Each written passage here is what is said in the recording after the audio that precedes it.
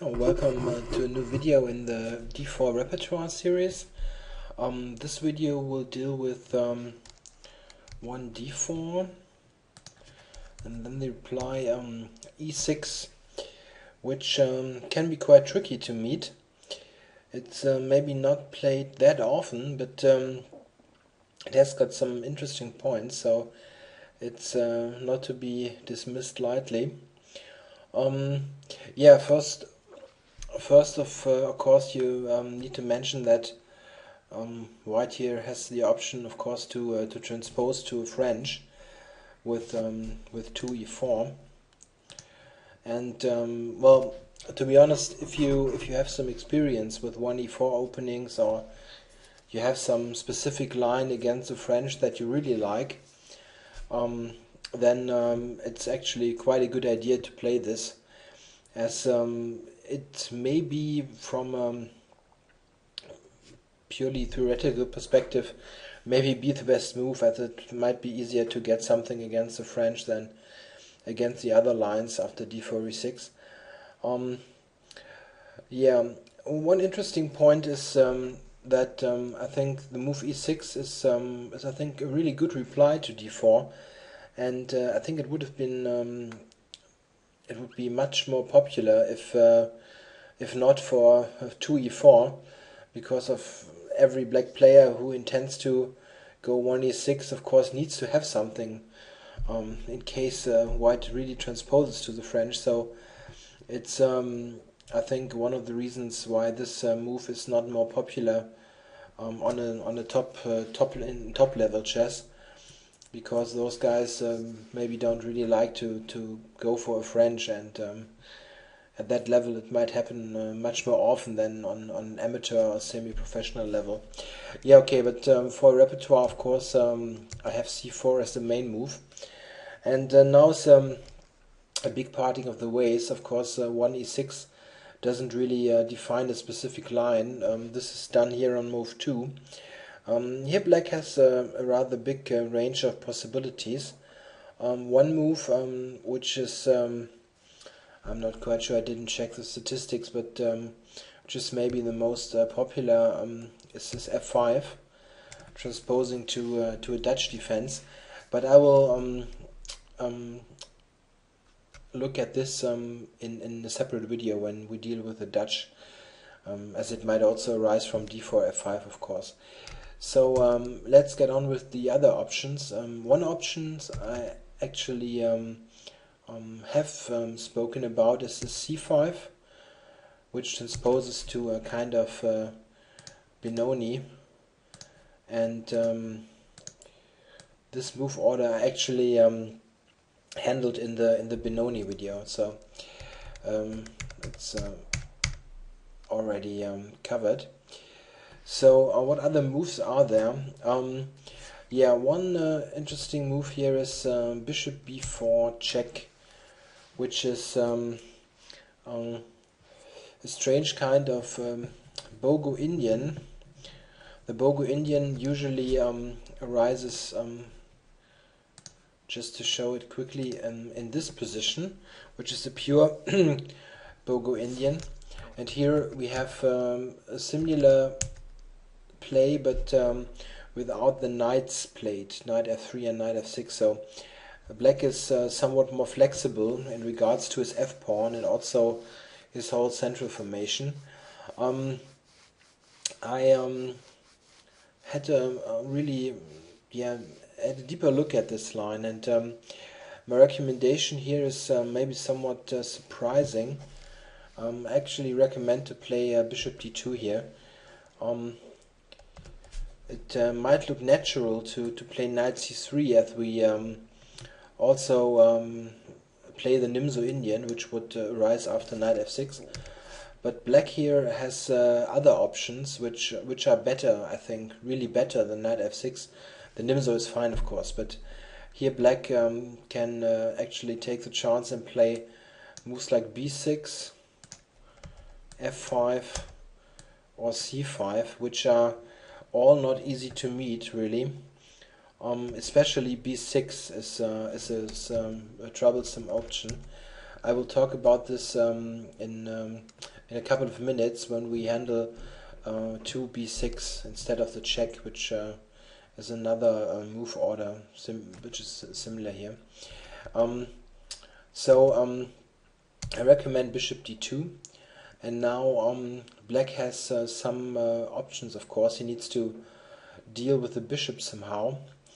I think the most played move here is actually a5, but let's look at the other ways here first. Black might also play queen e7 to cover the bishop, and then I recommend to play directly e4. If we would play knight f3, knight f6, we would transpose to the Bogo. It's also okay, of course, but I think e4 is a good idea here to use the fact that the knight hasn't moved yet. Then black usually plays d5, then e5, d takes c4, bishop c4. This is a structure which is somewhat similar to a structure that we also get in the Queen's Gambit Accepted, where d and c pawn are exchanged and white plays e4 on the third move.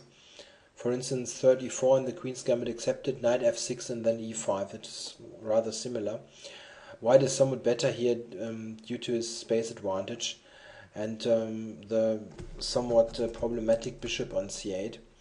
It's not a great advantage, but it's nice to play. Black also has got the options here to take on d2, which is a very solid line. I then recommend queen d2. I think it's just better than knight d2. The knight is not very actively placed on d2. Then black mostly plays knight f6, and then I suggest to fianchetto here and just play this position. I think it's also not advisable to spend, I don't know, hours about these subtle points here, because it is not played that often. What is good to know here though is if you don't play g3 and go along here with simple development, for instance something like this, this is very fine for black. For instance, rook c1 takes, rook d8 and then c5 later. This is very toothless. I think it's almost equal here. The structure is somewhat similar to the Lasker maneuver in the Queen's Gambit Declined, where the bishops are exchanged, but here somehow white's queen is also not so well on d2 and black has got c5 coming. This is just nothing, so I think white should really fianchetto here. Okay, the main move here is a5 to cover the bishop, and then I suggest to go knight c3, which is I think a good idea. The main alternative is knight f3 or g3, which you can also look at, but knight c3 I think is I think the most powerful move. The idea is just to play e4 in the next move. For instance, if black plays knight f6 here, you can really play e4 because of the trick. Let's have a quick look. If black takes here, you have queen g4, which is nice for white. One point being that if black captures here now, you can just take on g7, of course, because the rook is hanging, and white is clearly better. Better would be something like d5, but in such a position white should also have some advantage. Instead of knight f6, black of course has got other moves.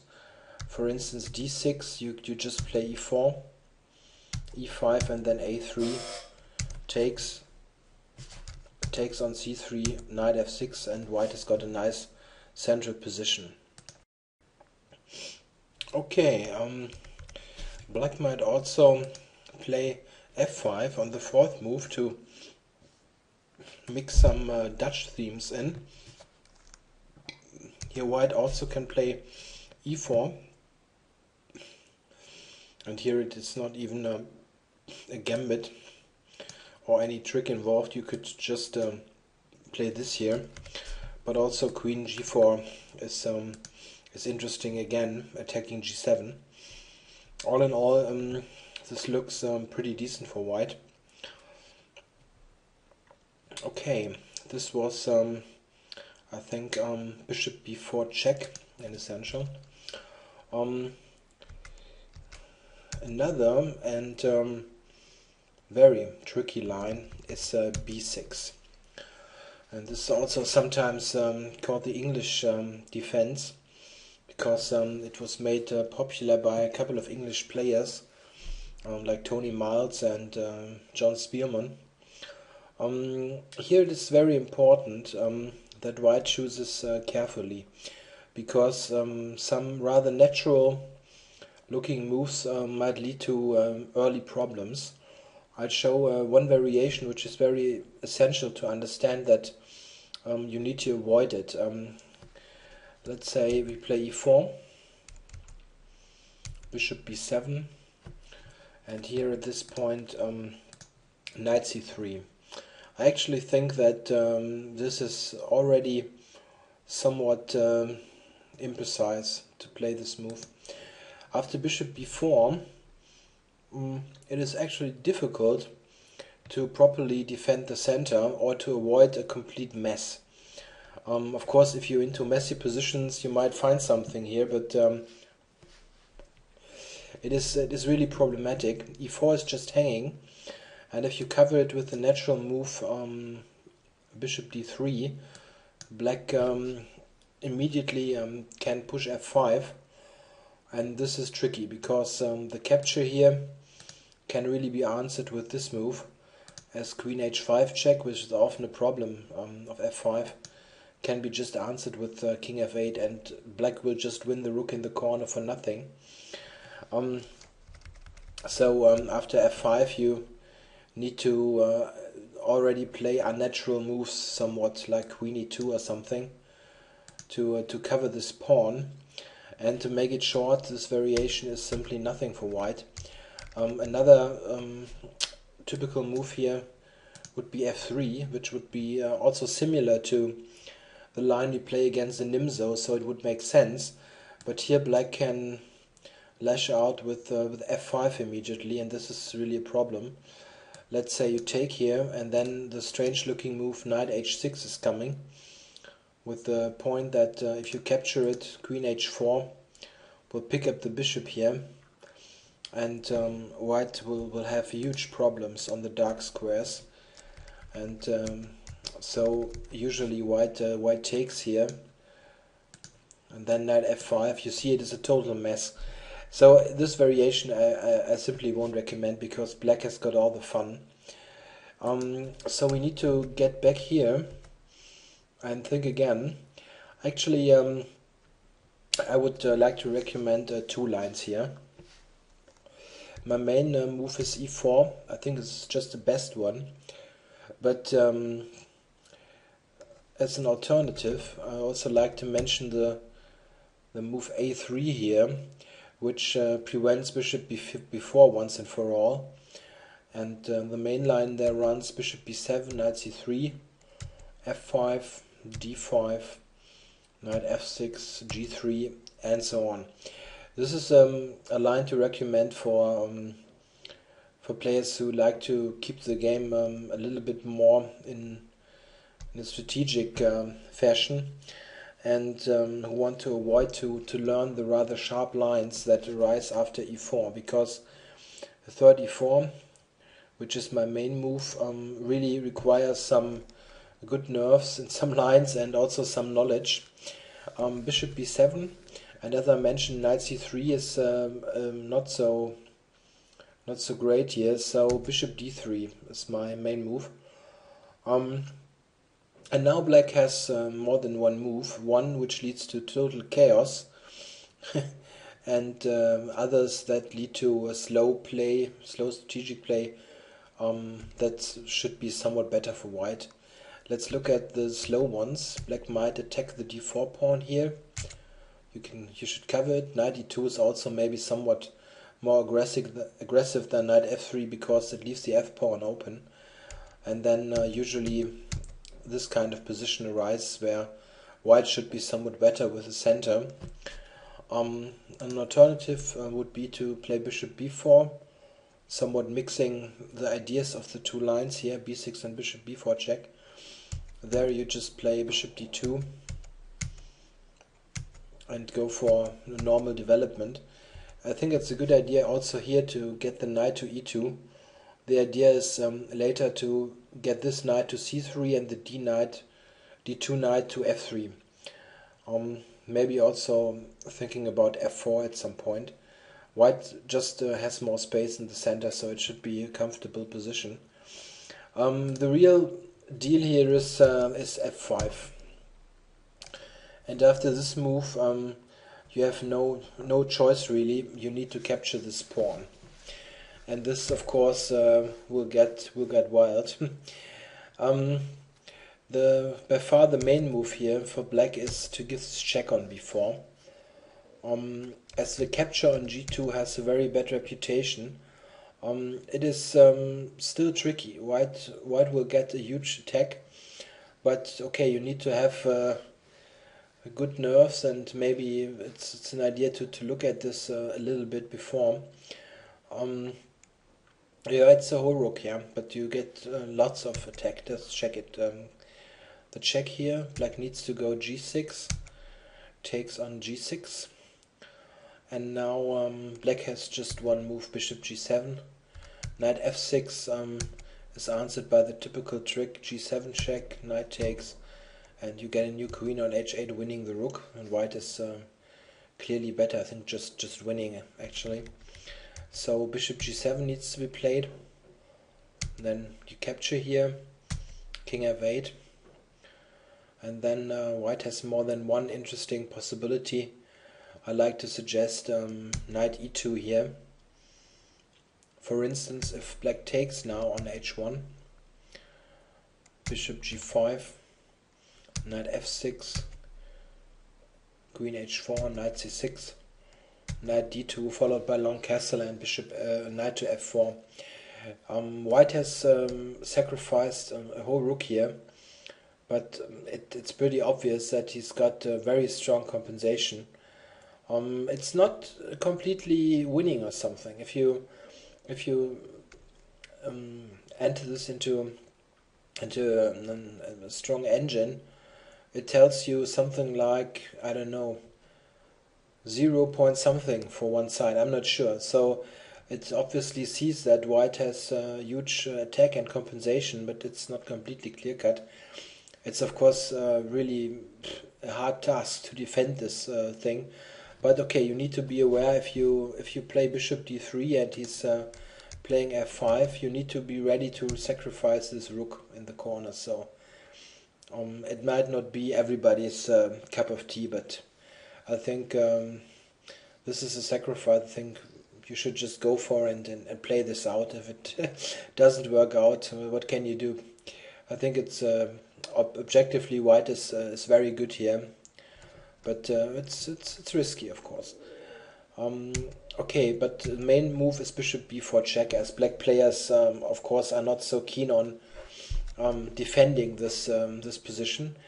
And now the problem is that white of course would like to somehow just block the check with a piece, but this actually allows this again.